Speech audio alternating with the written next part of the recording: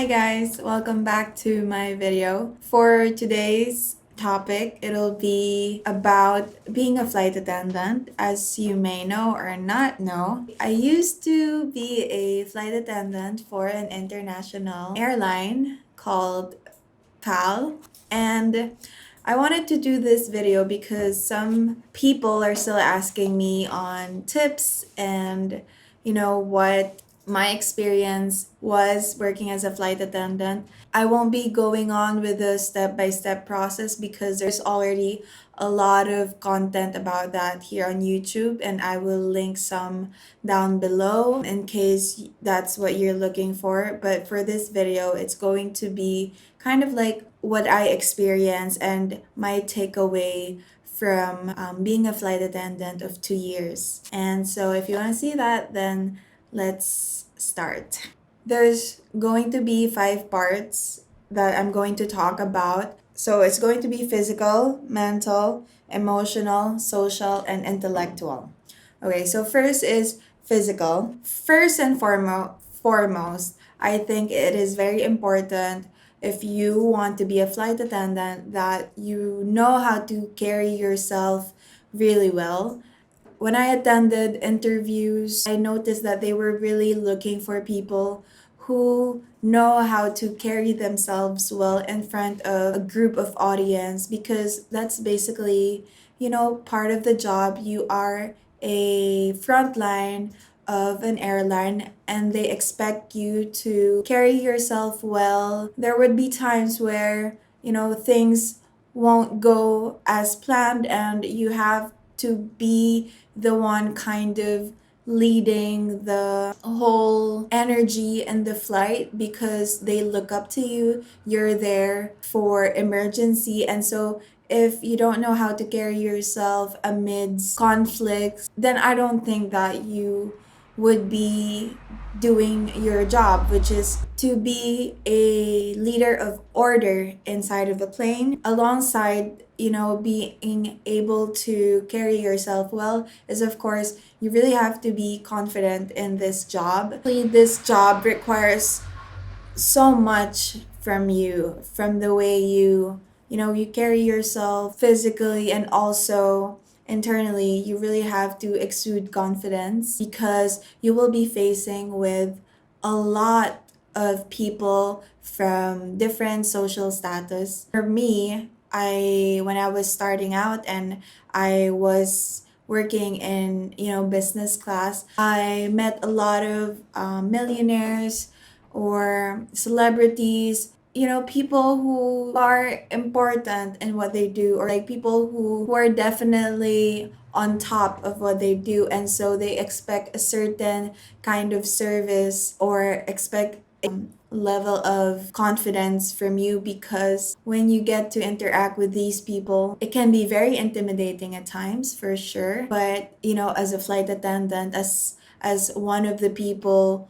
who is in charge in the plane, then you really need to put yourself above them. Worst comes to worst, you would be the one leading them, no matter who they are, no matter where they came from. They need to be able to look up to you and respect you for what you are there for, and that is to lead an emergency situation if it happens, or just order in the plane. Next is you need to also be able to maintain good physical health, because being a flight attendant, it requires a lot of physicality from you. For me, it wasn't easy being a flight attendant because for me personally, I needed a lot of time to recover. You want to be a flight attendant, you need to be ready to really exert physical effort for you to do your job well. And I flew international, so I think it's definitely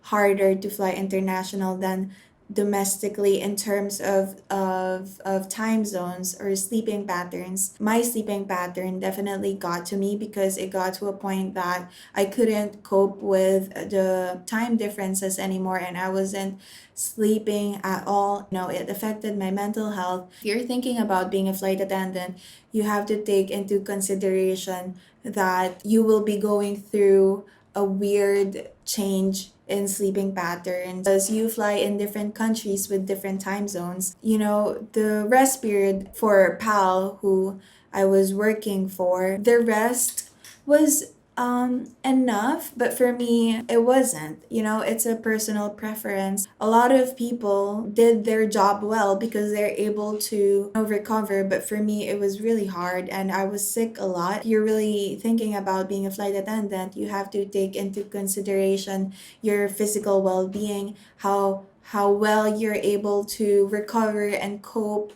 I am aware of my physicality in terms of what I eat and what I do actively. And so even if I was already doing those things, it was still pretty hard for me. And so you really have to, know where your limits are, or know when you can push yourself physically so that you can still balance things and not get sick all the time. If you are a physically strong person, then I think this job will be perfect for you. But if you are a little bit, you require more care, I think that you would need to exert more effort into maintaining your physical body for this kind of job. Next is you need to know above average level of grooming.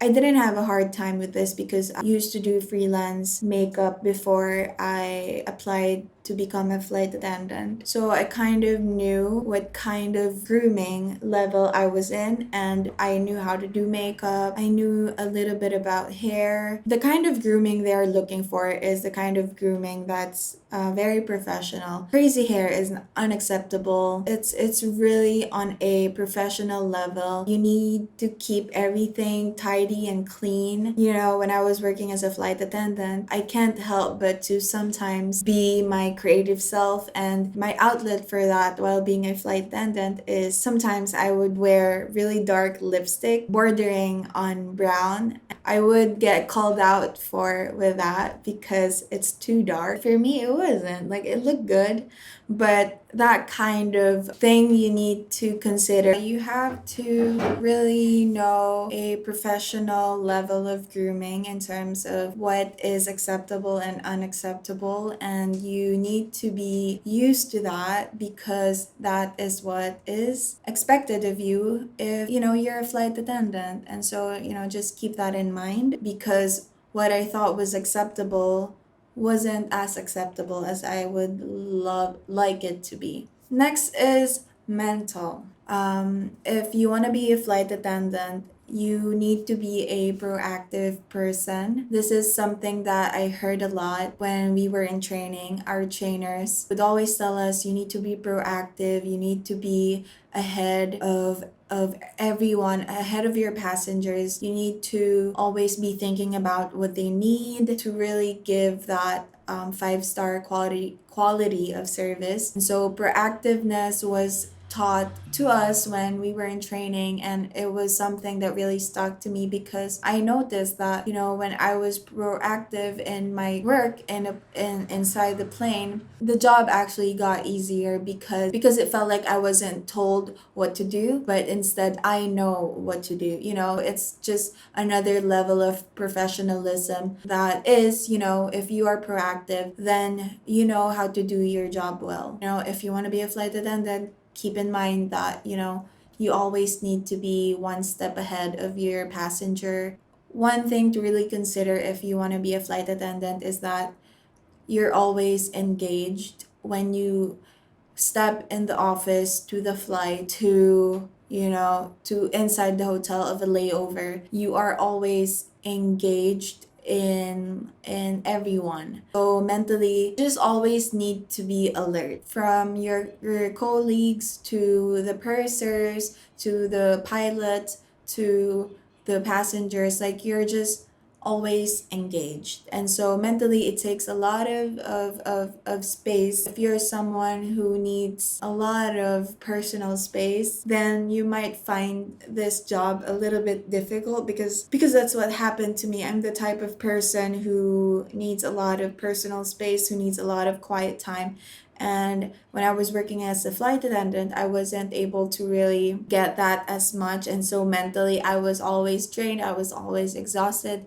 But, if you're an extrovert or ambivert, I think you would be able to be engaged in everyone and everything, no problem. Next is you also, if you want to be a flight attendant, you need to be spontaneous. You need to always be ready to go. I also had a little bit of a problem with this kind of lifestyle of spontaneity because I guess I was naive to think that everything will be on time and everything will just, be according to schedule, but that wasn't really the case. I remember we had a flight, we were staying in Calibo and we had a flight to China. There was a huge delay in that flight. We were asked to take a flight that wasn't ours in the first place because the schedule got screwed up, and so we had to take a flight that wasn't ours because that kind of spontaneity where you need to be able to adapt to situations pretty quickly because the company is definitely relying on you and the passengers are relying on you. It's that kind of ready to go aspect of the job that you need to consider. And also, you have to be ready to cancel plans with your family, with your friends, because being a flight attendant, at least what I experienced was pretty unpredictable. Like schedule can change. Yeah, a lot of things can change in a short period of time. And so it was hard for me because sometimes I'd be looking forward to certain things, but they wouldn't push through, or I'd be just really exhausted and drained from a flight that I wouldn't be able to do the things that I wanted to do outside being a flight attendant. So you also have to take that into consideration that your schedule should always be flexible and always according to your flights, because if you're a flight attendant, flights would really be a priority because a lot of things are depending on you taking flights. And also there's this thing we call reserve. Like for example, in my schedule, I have days when I am a reserve for flights. That means that when one crew doesn't show up, I'll be taking his or her position. I'd be taking her position, or his actually. You are not really expecting to take a flight because you expect other people to take their flights, but of course there are emergencies and things happen to other people that you know they can't help but to be absent and not take a flight. So that is when the reserve people come in. Next thing you know, you're flying to Sydney. Next thing you know, you're flying to London. Next thing you know, you're flying to Toronto. And so that kind of mental aspect of you need to always be ready for the unexpected. Also, you need to be comfortable in detaching yourself from your personal plans because, like I said, being a flight attendant, it requires a lot from you. It requires a lot of commitment on your time from your end. And so, if you're the type of person who really values plans with your friends and family, then I think you would really have a hard time adjusting to that. Next is emotional. You need to work on your professionalism emotionally because you deal with a lot of different people, and some people may be difficult to work with, be it a colleague or a passenger. It's really hard sometimes, especially when you're having a bad day, to not keep things personal. You need to be able to separate work and emotions because it is to your advantage if you're able to do that, because you can always keep things professional and not get affected as much emotionally. And it's also kind of protecting yourself from it because you're dealing with a lot of people, you're dealing with a lot of passengers, and it's not the same people that you see, it's always different people. And so for me, it was kind of hard. I thought that I would like that kind of dynamic where it's always different people. On one hand, I kind of liked it because there's no attachment to it. But on the other hand, it was very hard for me to always like engage with different people and having to always be ready for small talks. You have to keep things professional and kind of leave the emotional aspect behind, because you're dealing with people who might be going through things, like especially in, our Singapore flights or our Middle East flights. Like these people they're leaving the country to work for how many years, and they don't know when they will be back. Sometimes that affects how they communicate with you or how they treat you. You just really have to have a thick skin and not take things personally, because it's hard. Basically, you have to be emotionally strong if you really want to pursue this kind of career in the airline industry. So next is social. You need to have a good interpersonal skill, because being a flight attendant, you are the face of the company. People look to you for comfort in flights, to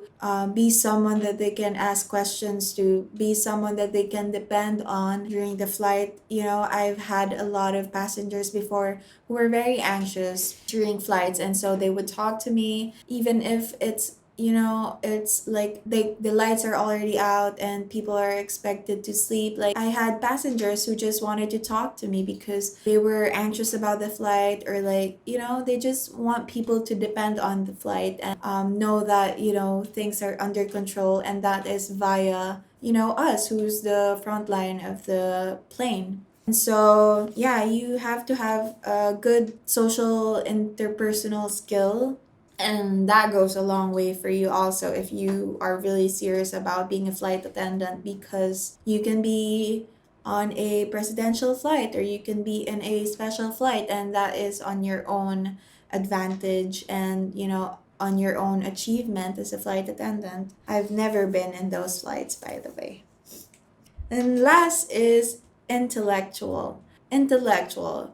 What I mean by intellectual is that you need to sustain a level of sharpness intellectually, because being a flight attendant, there's so much things that you need to constantly remember. You are someone when hits the fan, you're someone that would be leading that kind of situation. As someone who is knowledgeable of emergency situation, you should know a lot of things about, first aid, about emergency situations, about you need to be knowledgeable regarding what plane you're flying, and it's all different planes. Like it's not just one plane that you will be flying, like it's all different. You need to be sharp intellectually, because we have this thing called briefing before the flight, where a person can ask you questions about the flight. Like, so for example, so what do we do when we have a passenger who suddenly fainted, and then the purser would be asking questions to the flight attendants or flight steward to know the know steps, and those steps, it needs to be exactly what we learned in training. And so every year we have retraining. We essentially have to go back to training to refresh our knowledge. If you are still in training before becoming a flight attendant, it's really a lot of information that you have to know. Intelligence that the company will need from you during training is like the training is very verbatim, and they're really strict on grades. Like 90% is the passing rate, and you go below that, then that's already a fail, and you only have like 3 lifelines. Do what you have to do in terms of studying techniques. For me, what worked was kind of like, especially in enumeration, I would write the steps over and over and over again until I can write the steps fluidly, or I can say the steps, know it by heart. So if you want to be a flight attendant, you need to be smart. Not smart, but you need to be ready for that kind of study habits. And I'm not good in identification, enumeration. I'm good in essays, I'm good in speech, but I kind of also struggled in training, because it was very new to me how they did the exams, where it was all identification, it was all not once did we have multiple choice kind of exam. It's all identification, it's all enumeration, verbatim. And so for me, that was definitely a struggle in training, and I had a lot of anxiety because you have to be mentally and intellectually ready for that. And even after training, you would still, you would still need to give a certain amount of sharpness for you to be able to continue as a reliable crew for the company. So that's it. That ends my video. Thank you so much for watching. Give this video a like if it is helpful for you, and subscribe to my channel if you want to see more of my videos. And I'll see you guys on my next video. Bye!